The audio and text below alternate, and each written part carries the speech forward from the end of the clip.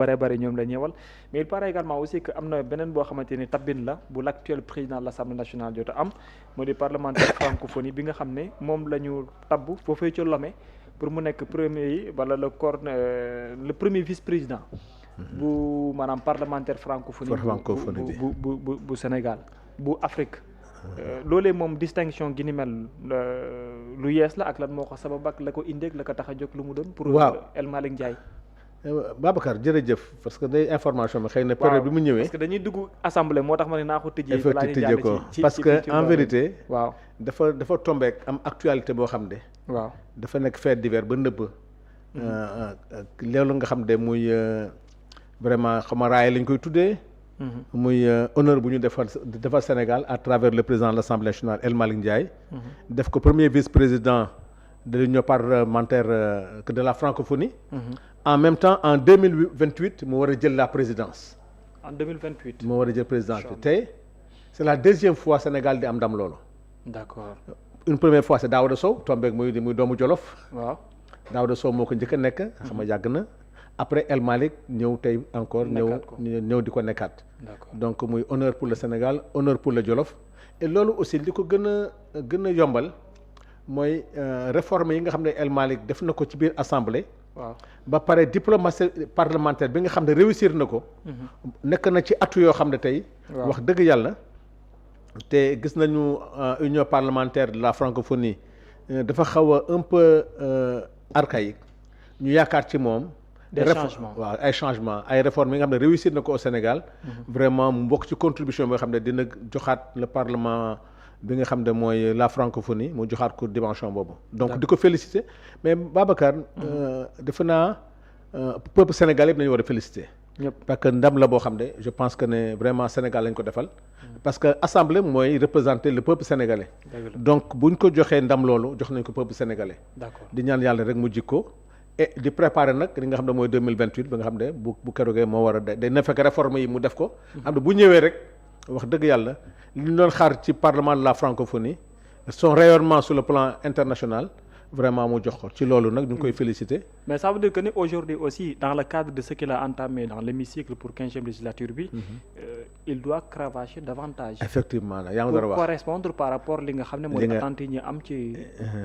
enjeu bi Babacar loolu mooy loolu enjeu bi mooy il a engagé des réformes révolutionnaires. au niveau du parlement sénégalais. waaw tey. mu war a dem au niveau africain parce que les parlements africains dafa mos a des ginnaaw boo xoolee sax parlement de la CEDEAO en vérité li ñuy xaar ci parlement de la CEDEAO c'est pas ça parce que li ñu bëgg mooy le parlement des peuples. D'accord. Babacar c'est rare ngay dégg fii en Afrique et dans le monde dans le cadre de la coopération parlementaire. population bi yëg ci boppam da nga dégg nii rek tey avec tout ce que la CEDEAO représente Sénégal di yàgg participer ci parlement CEDEAO. mais baax amul benn sénégalais benn africain bu la mën a wax ne tey le parlement de la CEDEAO am na impact ci population sénégalaise wala population africaine. maanaam njëriñ na leen. amul njëriñ. d'accord donc El Malick diplomatie boobu muy indi muy lu bees dafay renforcer la diplomatie des peuples le parlement des peuples fexe ba au-delà des députés des parlementaires tey le journaliste de Seneweb bi nekk Sénégal ak le journaliste de tel pays bi nekk dans un autre pays de la CEDEAO. ñu mën di demlante di ñëwlante et dans le cadre de la coopération le parlement xaw leen parrainer ba nga xam ne am na ci ay cycle de formation am na ci ay que dans le budget de la CEDEAO il y a beaucoup de choses qui peuvent aller au niveau des populations mais tey boo seetloo li fay gain financier gain politique yépp ci ñoom la yem. D'accord. donc lii mooy tax El Malick la révolution bi nga xam moom ne war a indi au niveau du parlement que de la francophonie. mën a am ji mu mën a am njëriñ. d'accord mais bon de toute façon hémicycle bi moom la yitteel am na wàccaay wala taxawaay boo xamante ni bu ay ñenn ci ay député jot a amal ci lim ñu ngi ci doon waxtaan temps bi nga xam ne moo weesu woon modification code électoral mu xaw a jur benn coow boo xam ne foo ko natt weesu na ko commençant d'abord par l'expert Ndiaga Sylla et votre président de groupe parlementaire d'abord coow loolee ndax amoon na tamit pour war na mën a am ci waxtu wi ñu toll nii dans la mesure où modification code électoral la yóbbu tamit ci wàllum kujje gi ñu bari jàpp ne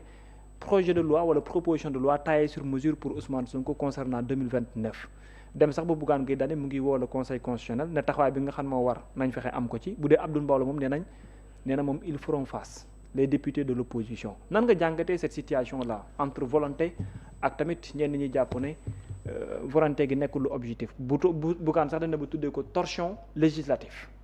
xam nga Babacar le paradoxe des hommes politiques au Sénégal moo tax les hommes politiques ñu gaaw leen yàpp au Sénégal c'est seen incohérence Babacar dafa mel ni dans ce pays là nit ñi amatuñu ngor amatuñu savoir vivre ou bien dañoo xeeb le peuple sénégalais. lu tax nga wax loolu. Babacar, qu'est-ce qui s'est passé réellement? Une injustice que tout le peuple sénégalais a dénoncée.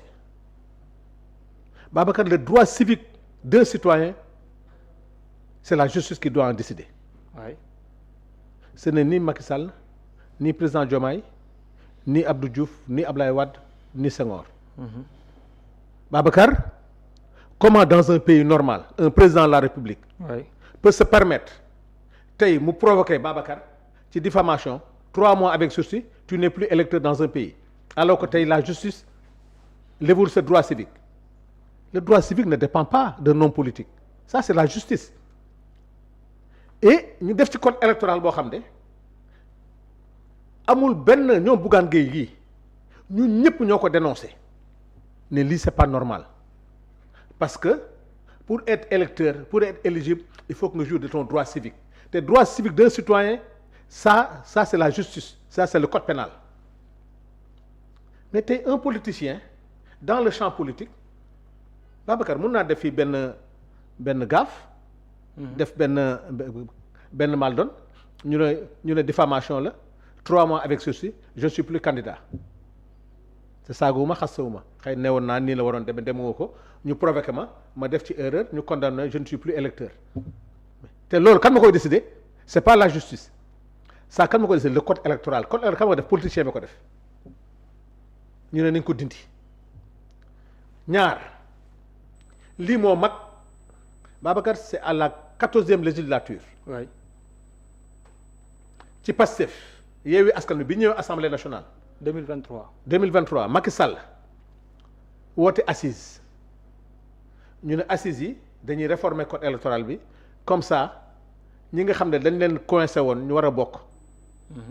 ñu permettre à tout le monde ñu bokk ñu dugal article 57 ak 31 si ma juum pas mais boobu dafa Karim Wade ak Khalifa Sall jot nañu purger 5 ans.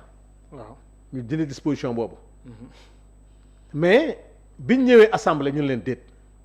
ça a été modifié en 2021 ensuite en 2023. en 2023 bi mu ñëwee groupe parlementaire Yewwi Askan Wi ak ñu ñëpp ak waa PDS. waaw takku wàllu ñun ñëpp ñu ne s'il faut réparer une injustice il faut pas la réparer par une autre moom mooy la fameuse phrase du député maire de Rufisque Omar Cissé quand il a pris la parole. waaw ne Mame Diop on ne répare pas une injustice par une injustice. on ne répare pas une injustice waaw par une autre bu dee dañoo bëgg rek ñëpp bokk nañ din disposition yëpp ci la Yewwi Askan Wi def benn proposition d'amendement man ma porté ko Birame Souleye jox ma ko ma porté ko. Qu'est-ce qui a été dit? ñu ne on va amender les articles 29 ak 30 en plus des 57 bi ñu proposé ak 38. D'accord.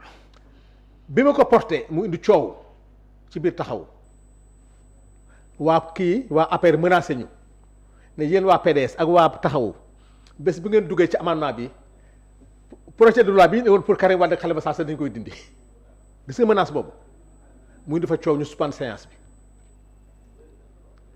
ci la ma Birame Souleye ne sanu bàyyil. lan lañ bëggoon carrément. dañoo bëggoon. waaw li nga xam de. mooy en son temps Ousmane Sonko n'était pas concerné parce que Ousmane Sonko n'était même pas condamné. waaw à l'époque parce que Ousmane Sonko avait dit que. ça c'était ci 14e législature. En 2021. boobu Ousmane Sonko ne woon na lii c'est une injustice nañ ko dindi. d'accord mu nekkoon ci donc cette proposition de loi dañ ne woon baaxul mais ñoom li ci jublu woon mooy arrangement maintenant taay benn loi boo xam ne. Karim Wade day bokk Khalifa Sall du bokk. ndeke na ñoom prévoir nañu. yeneen galgal pour Ousmane Sonko wala keneen ak keneen loolu moo tax on n'a pas attendu la 15e législature pour def ko mu bokk ci mu bokk ci programme législatif bu Pastef ci 15e législature ñu ne loolu nañ ko dindi beneen bi Babacar. waaw ces gens là yiy wax. mais c'est la malhonnêteté intellectuelle. déet waay. xam nga lu tax loolu. assises yi ñu def Diamniadio ci conclusion yi à l'unanimité mu ngi ci tous les partis politiques toute la société civile était d'accord nañ ko dindi mu ngi ci conclusion assises yi man loolu ma jaaxal ñëpp laa la wax à l'unanimité amul kenn kuy taxaw il y a même des gens là ils ont dit mais yéen seen loi bi ngeen def ko électoral bokkul ci code pénal bokkul ci code mais comme que yéen ko def ñun bu ñëwee dañ ko àtte mais ñëpp xam nañ lii wax dëgg yàlla ça c'est pas le droit loolu moo tax bi ñu bëggee galgal Ousmane Sonko. waaw ñu condamné ko 2 mois ñu def recours pour mu am 3 mois pour bañ a nekk xam nga loolu c'est de la triche. loolu nag képp kuy défendre un pays de paix. un pays de justice un pays de droit. waaw doo làqatu ci ginnaaw code électoral pour mun a tere. ku bokk ci élection yi donc tey. li nga xam ne mooy conclusion des assises waxuma sax que dafa mos a bokk ci programme Pastef loo xam ne dafa bokk ci conclusion Pastef ci assises yi nga xam ne tous les partis politiques qui étaient présents toute la société civile.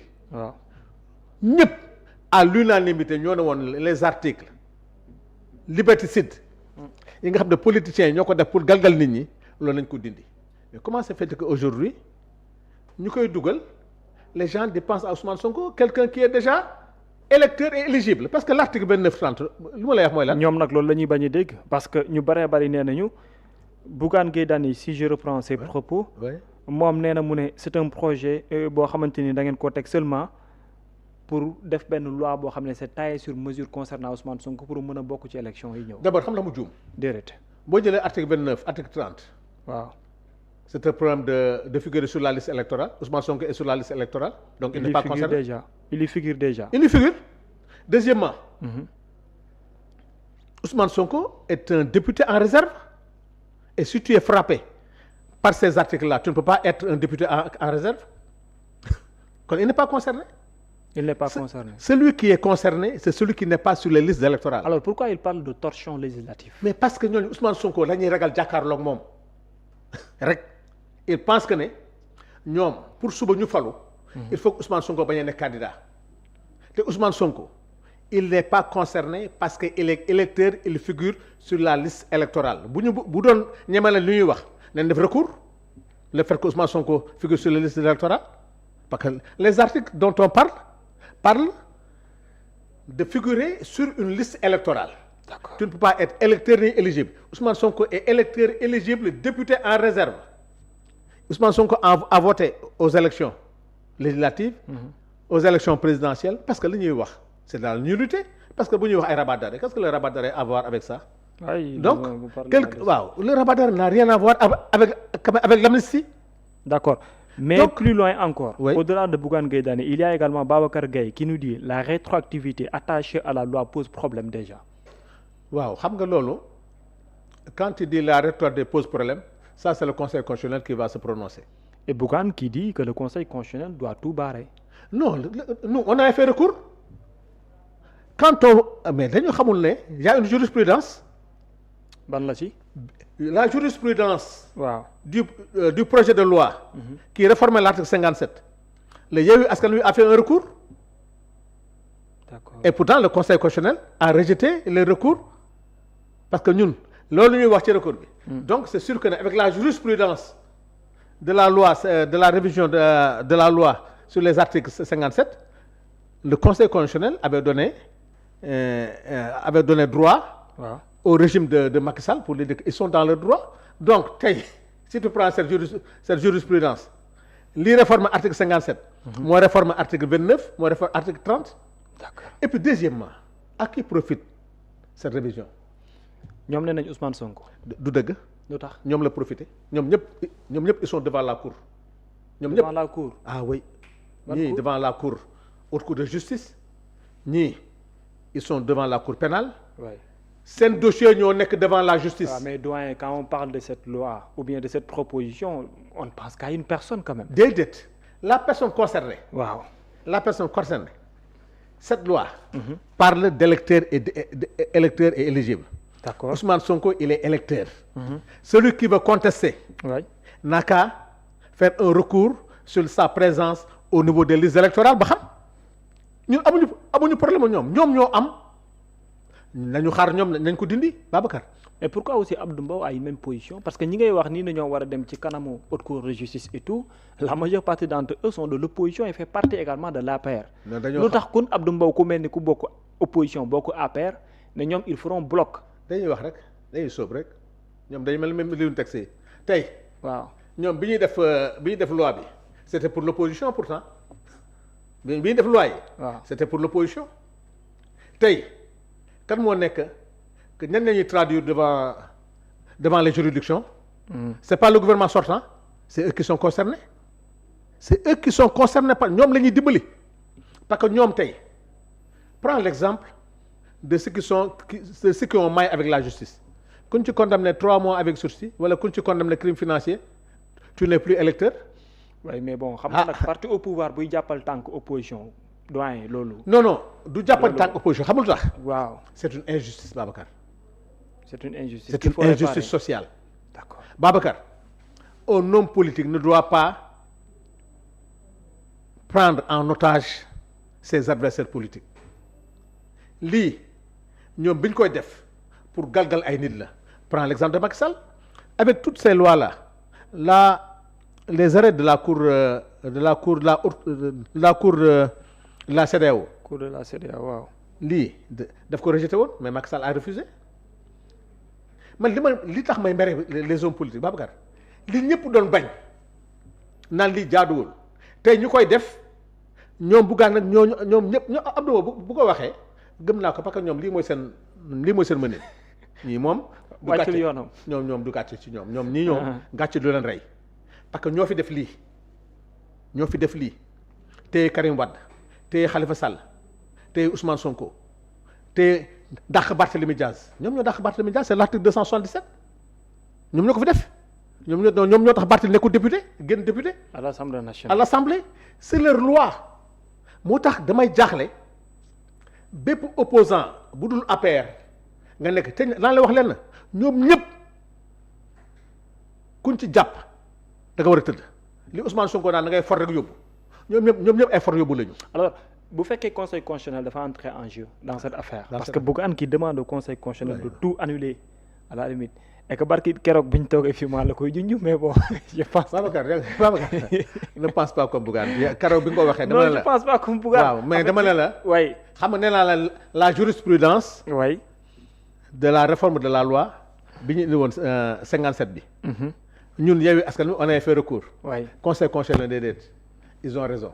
cette jurisprudence donc jeex na. parce que nit ñi mën a modifier l'article 57 la ñu mën a modifier l'article 29 et l'article 30 où est la différence. le conseil constitutionnel dans tout ça. le conseil avait dit oui. et avait dit que c'est possible. et cette fois-ci. il dira oui. en fait li tax ma lay poser question bi. da ngeen def pas du ma ko tuddee tentation. mais da ngeen def ay initiative. bokkul Babacar bii dafa am jurisprudence waaw conseil constitutionnel boobu tamit dinaa ko nangu. dégg ma ne bokkul. waaw da ngeen def ay initiative. waaw règlement intérieur assemblée nationale. waaw CRM. waaw yeneen ak yeneen.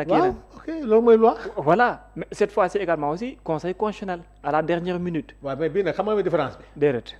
bii code électoral bi la. waaw. te impacté wul. la constitution. waaw ça n'impacte pas la constitution. c'est une disposition liberticide qu'on a mis ci code électoral bi ñoom ñu ñuy seetaan suñu xeexu biir mais ça n'impacte pas les lois de la constitution. Ouais. Deuxièmement il y a une jurisprudence. d'accord bi ñuy modifier l'article 57. d'accord bi ñu defee recours conseil constitutionnel daf ñu waxoon ne xoolal yoon la am nañ ci droit parce que ci code électoral bi la te code électoral assemblée nationale ci prérogative la modifier na article 57 mun na modifier 29 mun na modifier 30 mais comme que ñun on était minoritaire loolu moo tax suñu amendement jàllul. d'accord l'autre question qui se pose. est-ce que réellement da ngeen nekk sur des calculs politiques.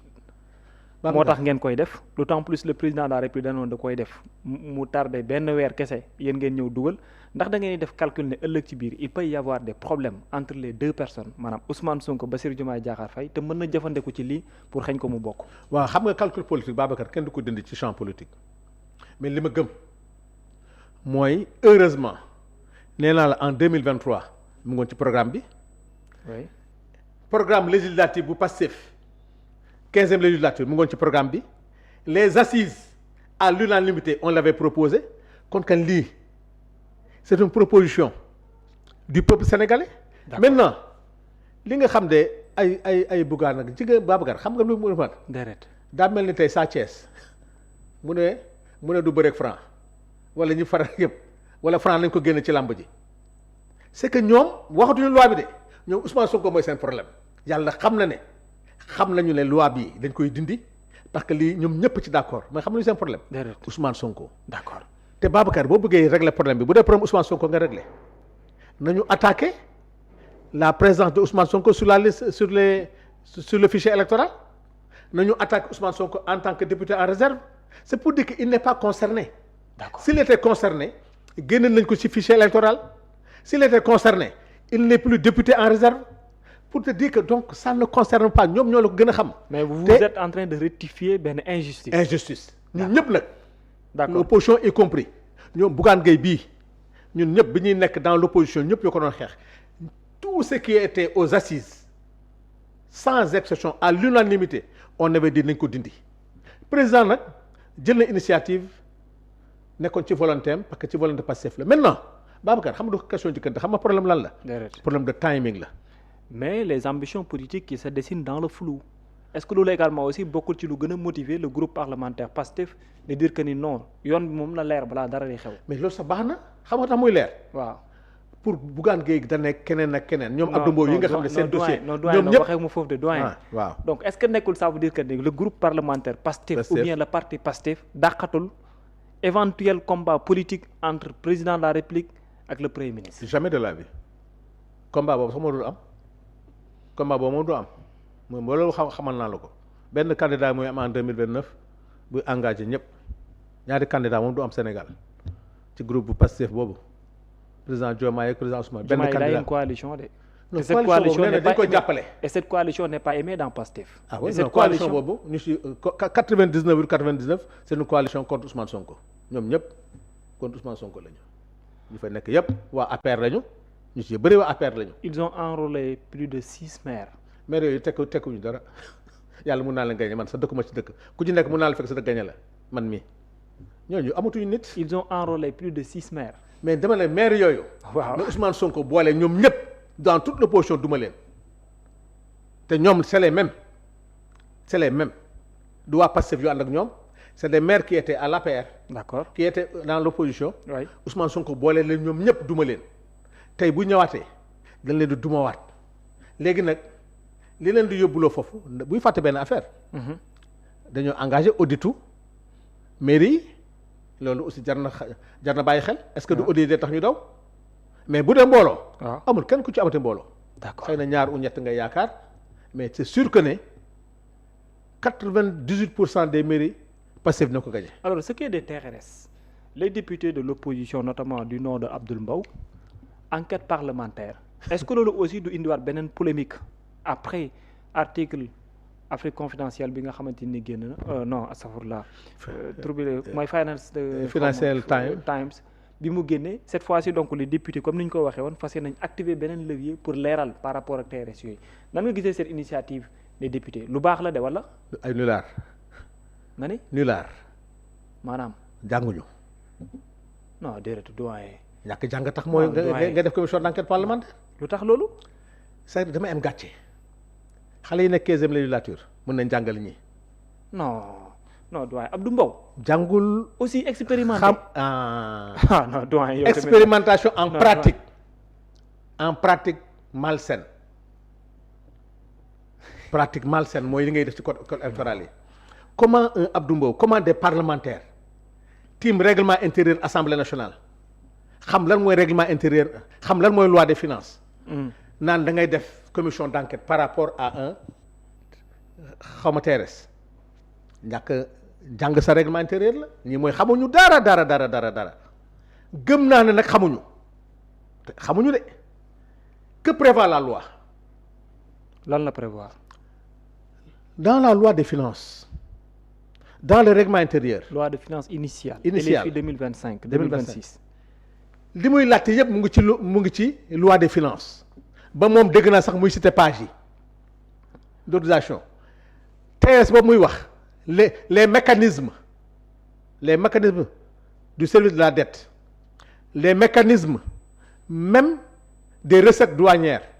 C'est comme si on te dit dans les recettes douanières li ko gën a yombal mooy le système Gaïndé du dégg nga système Gaïndé. kon dañoo war a def commission d'enquête. Est-ce que ministre day ñëw di expliquer Sénégalais yi lan mooy système Gaïndé? C'est des mécanismes techniques te on a supprimé au niveau de l'Assemblée nationale la commission technique moo tax day dem directement commission finance plénière bu njëkk bi da nga daan am commission technique commission des finances ak plénière ñoom ñu supprimer commission technique moo la doon may toutes ces questions là nga am occasion de discuter ak ministre bi sur maintenant les députés xam lu ñu ko may. bés boo amee lu la jaaxal. waaw nga def question écrite c'est pas une commission d'enquête moo tax man la ñuy aayuñu on ne demande pas. Pour loolu c'est pas c'est une question écrite que tu envoies au ministre des Finances ne ko TRS bii lii laa ci bëgg a xam lii nu mu tekki lii nu mu demee ministre da lay tontu par écrit forcément bu la tontuwul ça devient une question orale ou bien nga xaar question d'actualité nga poser ko Sénégal yëpp di ko dégg. à la venue du Premier ministre. Ak son gouvernement. Donc député bi li ñu ko may. Par rapport aux dispositions du règlement intérieur. mooy bu dee dafa jaar ci yoon parce que li muy wax dafa nekk ci loi des finances dafa nekk ci règlement intérieur assemblée. bu doon loo xam ne kenn xamu ko la bu xam ne luubal la. waaw loolu mu nga def commission d'enquête mais loo xam ne dafa figurer sur la loi des finances boo ubbee sa loi des finances di nga ko ci gis xëy na tu n'as pas compris le système. wala xamuloo lu muy tekki wala da nga bëgg ñu leeral la tu fais une question écrite.